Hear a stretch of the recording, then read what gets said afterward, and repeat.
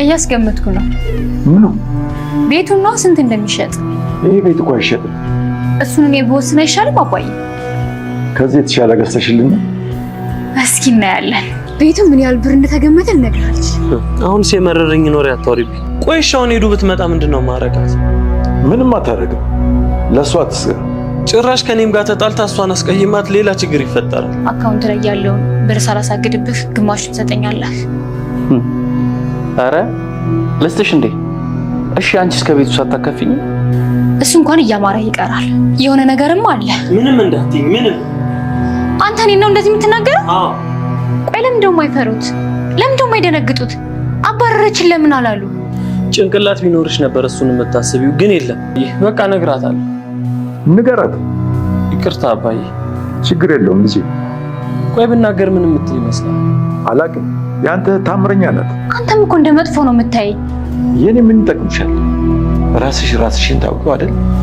ብዙ ባታናግሪኝ ጥሩ ነው። በመጀመሪያ እንዲህ ባታናግሪኝ ጥሩ ነው። የባልሽ አባት እንጂ ጓደኛሽ አይደለም። አንድ ሳምንት ተረጋግተሽ ቆይ፣ ከዛም ማውራሽ ጉዳይ አለ። ልታወራኝ የፈለከውን ነገር አሁን አውራኝ። አይ አልችልም። ስለማልችል እኮ ነው። እስከዛ ግን ታገሽ። ከሄዱ ጋር ሆናችሁ መንገድ ላይ ተናችኋል። አባዬ ጋር መታረቅ ሸኛዋት። ቆይ ችግር አለ? ችግር የለውም ግን በቃ ዳንኤል ለካ እንደዚህ ወረዳ አስተሳሰብ ነው ያለ። አንተ ባለጌ! እንፋታ ስል እንደምትወሰልትብኝ እርግጠኛ ነበር። ሰምኛለሽ? አባዬ እንደሚፈልገው ድል ያለ ሰርግ ደግሼ አገባለሁ። እሱ እያማረ ይቀራል። እሺ ብቻ አንቺ ልፍታሽ፣ እሱን አሳይሻለሁ። ረሳው እንዴ? ይሄ ቤት እኮ የኔ ነው። ከና አባት መንቅር ያስወጣሃለሁ። ካሌብን ይጎዳዋል ብለሽ ያሰብሽውን ነገር ሁሉ አድርጊ። እኔን ግን ተይ። ሲጀመር ምንም ባላረግልህም አትሰሳት። አውቃለሁ ብዙ ነገር አለሽ። ምን አድርጌያለሁ? ሴቶች ትልቁ ደካማ ጎናችሁ የፍቅረኞቻችሁን ችግር ሲያሳዩአችሁ መጀመሪያ የምትጣሉት ካሳያችሁ ሰው ጋር። እኔ እንደዚህ አይነት ሴት አይደለሁም። አላማ አለኝ። አሁን ቤት ገብቼ አስወጣቸውና አሳያለሁ። ደስ እንዳለሽ፣ ግን ቅድሚያ የራስሽን ሻንጣ አዘጋጂ።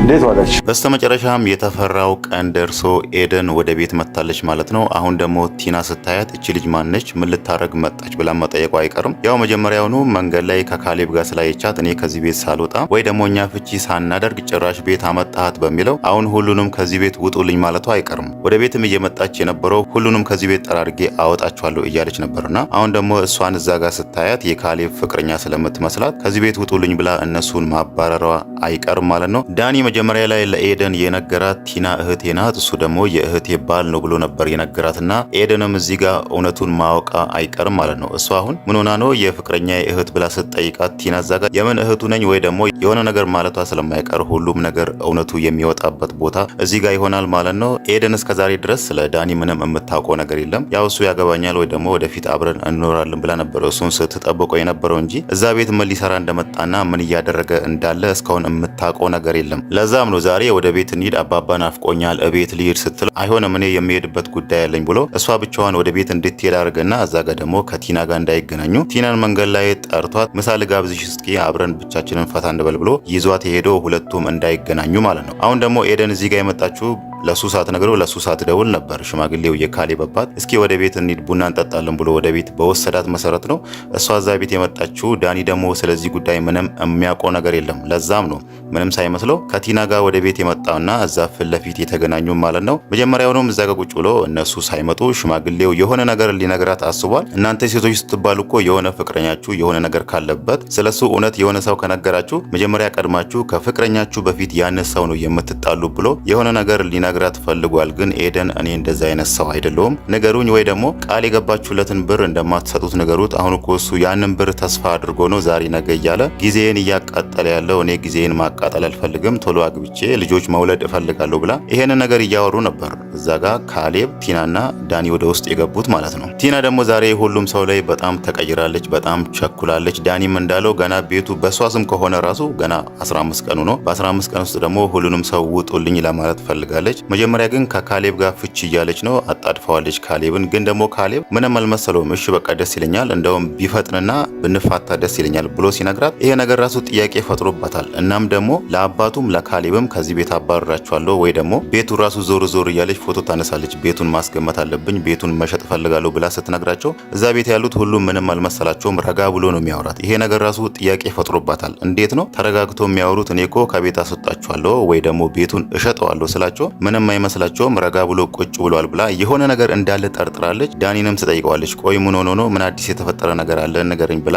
ብትጠይቀውም ዳኒ ደግሞ ሊነግራት አልቻለም። እስኪ አንድ ሳምንት ታገሺና ከዛ በኋላ እውነቱን ትደርሺበታለች ብሏታል ማለት ነው። ዳኒ ያው ምናልባት ሽማግሌው ብሩን ከሰጠኝ በሚለው ነው። በዚህ አንድ ሳምንት ውስጥ ሽማግሌው ብሩን ካበደረው በኋላ ከዛም በኋላ እሷ እውነቱን ትወቅ ወይ ደግሞ እሱም ሊነግራት ፈልጎ ይሁን ባናውቅም ማለት ነው አንድ ሳምንት ብቻ ጠብቂና እውነቱን ትደርሺበታለች ብሏታል። ግን ቲና በጣም ቸኩላለች። እዛ አንድ ሳምንት ራሱን መጠበቅ አትፈልግም። እሷ አሁኑኑ ዛሬውኑ ከዛ ቤት እንዲወጡላት ትፈልጋለች። እናም ደግሞ ካሌብን ፍቺ በጠየቀችው ማግስት ውጪ ላይ ከሌላ ሴት ጋር ማየቷ ራሱ በጣም አናዷታል። እናም ደግሞ ከሱ አካውንቱ ላይ ያለውን ብር ራሱ መካፈል ትፈልጋለች። አካውንት ላይ ያለውን ብር አካፍለኝ ህግ ቦታ ሳንሄድ እያለችው ነው። እሱ ደግሞ ቀደም ብሎ ነገሩን እያወቀ ራሱ እየጠየቃት ያለው አንቺም ከቤቱ አካፊኝ ነው። አሁን ቤቱን ሸጣለሁ ስላለችው አንቺም ከቤቱ አካፊኝና እኔም ገንዘቡን አካፍልሻለሁ እዚሁ እንስማማ ብሎ እድል እየሰጣት ነው። እሷ ምናልባት ፍቺ ከተፈጸመ በኋላ ራሱ ብትለምኝኝ እግሬ ላይ ወድቀሽ ራሱ ብትለምኝኝ ወደኋላ አልመለስም ብሎ ደጋግሞ ቢነግራትም እሷ ግን እዛ ጋር በሁሉም ነገር በጣም እርግጠኛ ስለሆነች ቤቱ በእጄ ነው ስላለች የወደፊት ህይወቷ በቃ ከዳኒ ጋር ያማረልኝ ይሆናል ብላ ስላሰበች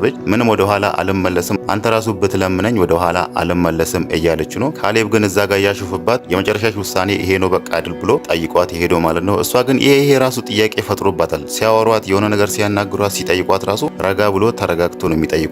እሷ ግን በነገሮች እርግጠኛ ብትሆንም እነሱን ከዛ ቤት አወጣለሁ ብትልም የሆነ ነገር እንዳለ ጠርጥራለች ማለት ነው። ግን ዳኒ ሊነግራት አልፈልግም። ያ ነገር ምን እንደሆነ ለምን እንደዚህ እንደሆኑ አልነገራትም ማለት ነው። እሱ አሁን ላይ እሷን እያላት ያለው ከቤት አስወጣችኋለሁ አባረራችኋለሁ ስትለው አንቺ ቀድመሽ እንዳትወጪ ይላታል። እናም ደግሞ እነሱ ሻንጣችሁን ያዘጋጁ እነግራችኋለሁ ስትለው መጀመሪያ ግን አንቺ ቀድመሽ ሻንጣሽን አዘጋጂ አንቺ እንዳትወጪ ብሎ ሲላት ራሱ እንዴት ነው የምወጣው? ከራሴ ቤት ወዴት ነው የምወጣው ነው የምትለው እንጂ ለምን እንዲህ አለ እንዴት እንደዚህ ሊናገር ቻለ ብላ ቆም ብላ ማሰብ ራሱ አልፈለገችም። እሷ አሁን ላይ በጣም ቸኩላለች። ያው ከዳኒ ጋር እንኖራለን ወይ ደግሞ ቤቱን ሽጠን እያለች ነው እየፈለገች ያለችው። ለነገሩ ቤቱን ለመሸጥ ነው። እናም ማስገምታለች። ያንን ነገር ደግሞ ለዳኒ ነግራዋለች። ዳኒ እሷ የምታወራው ነገር ሁሉ አይዋጥለትም።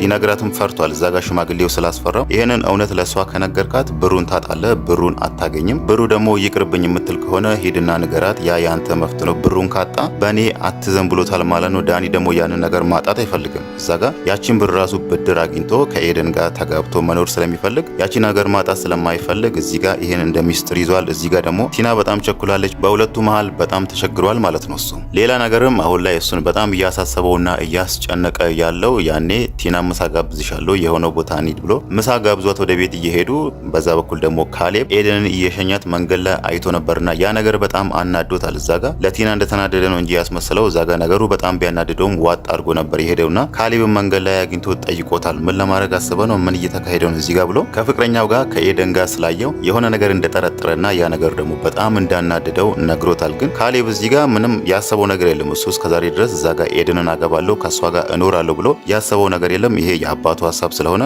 እሷን ያው ቤት ስለመጣች እንደ እንግዳ ነው እስከ ተወሰነ መንገድ ሸኝቷት ወደ ቤት ተመልሶ ማለት ነው። ዳኒ ደግሞ እዚህ ጋር እሱ የሚያደርገው እሱ ሚስቱን ስለቀማ እዛ ጋር ደግሞ ካሌብን የሱ ላይ ያረኩትን ነገር እሱ ምን ላይ ያደርጋል ብሎ ስለፈራ ፍቅረኛዬን ይቀማኛል ብሎ ፈርቷልና ይሄን ነገር ሲጠይቀው ግን ካሌብ በጣም ተናዶበታል። እኔ እንዳንተ ባለጌ አይደለሁም፣ እኔ እንዴት ነው እንደዚህ የምታስበኝ? እኛ ቤት ስትመጣ ነው የሸኘዋት ብሎ በጣም ተናዶባታል።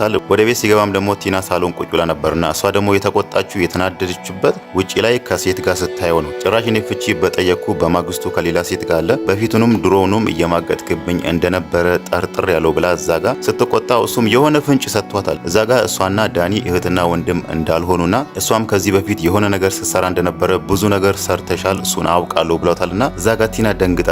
ብዙ ነገር ሰርተሻል እሱን አውቃለሁ የሚለው ቃል ምናልባት ከዚህ በፊት ሳደርግ የነበረውን ነገር አባቱ ላይ ሳደርግ የነበረውንና ከዳኒ ጋር የምናደርገውን ነገር አውቆብኝ ይሆን እንዴ በሚለው ነበር። እዛ ጋር ብዙ ነገር አድርገሻል ማለት ምን ማለት ነው ብላ እዛ ጋር እየጠየቀችውና ብዙ ነገር አድርገሻል ማለት ምን ለማለት ፈልገ ነው ብላ ብላ እዛ ጋር ጠይቀዋለች። ግን ካሌብ እዛ ጋር ምንም ግልጽ ሊያደርግላት አልፈለገም። እናም ደግሞ ስለ ዳኒና ስለ እሷ እህትና ወንድም አንመስልህም እንዴ ስትለው እሱ የራሳችሁ ጉዳይ ስለናንተ አይመለከተኝም፣ ግን እኔን ተውኝ ብሎ እዛ ጋር ጥሏት የወጣው ማለት ነው። ይሄ ራሱ እንደ ፍንጭ ሊሆናት ይገባ ነበር። ቲና በአንዳንድ ነገሮች እሷ ተቻክሏት እነዚህ የሆነ ነገር አድርጋለሁ፣ ቤቱን ይሸጣለሁ፣ ፍቺ ይፈልጋለሁ ብላ እዚህ ጋር እነሱን ስታጣድፍ እነሱ ደግሞ እንደዚህ ረጋ ብሎ ምንም ሳይመስላቸው በአንዳንድ በንግግራቸው መሀል የሆነ የቃላት ፍንጭ ሲሰጧት ራሱ እሷ ያንን ነገር ልብ ብላ አዳምጣ ምን ለማለት ፈልጎ ነው ለምንድን ነው እንደዚህ ያሉ ብላ ያንን ነገር ማጤን አልፈለገችም። ግን እሷ የሚታየት በቃ እነሱን ከዛ ቤት አባርሬ ያስወጣቸዋለሁ፣ ቤቱም የራሴ ነው፣ ከፈለኩ እሸጠዋለሁ፣ ከፈለኩ ደግሞ ከዳኒ ጋር እኖርበታለሁ ብላ እያሰበች ነው ማለት ነው። አሁን ላይ ሊሆን የሚችለው አሁን በስተመጨረሻ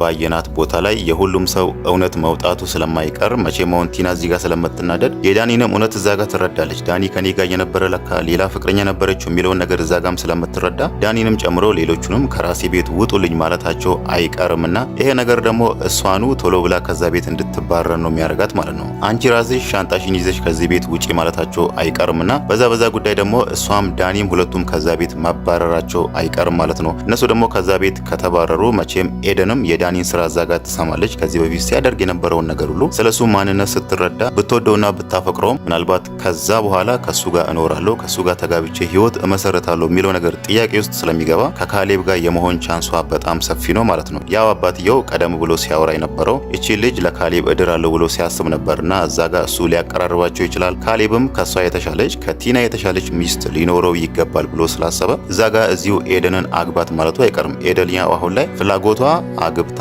ልጅ መውለድና ህይወት መመስረት ነው። እሷ ይህንን ፍላጎት ያላትና እዛ ጋር ደግሞ ካሌብ ከዚህ በፊት ጥሩ ትዳር ሲፈልግ የነበረው ያ ነገር ደግሞ አልሳካ ያለው ሰው ሲገናኙ መቼም አንድ ላይ ሆኖ ትዳር መመስረታቸው አይቀርም።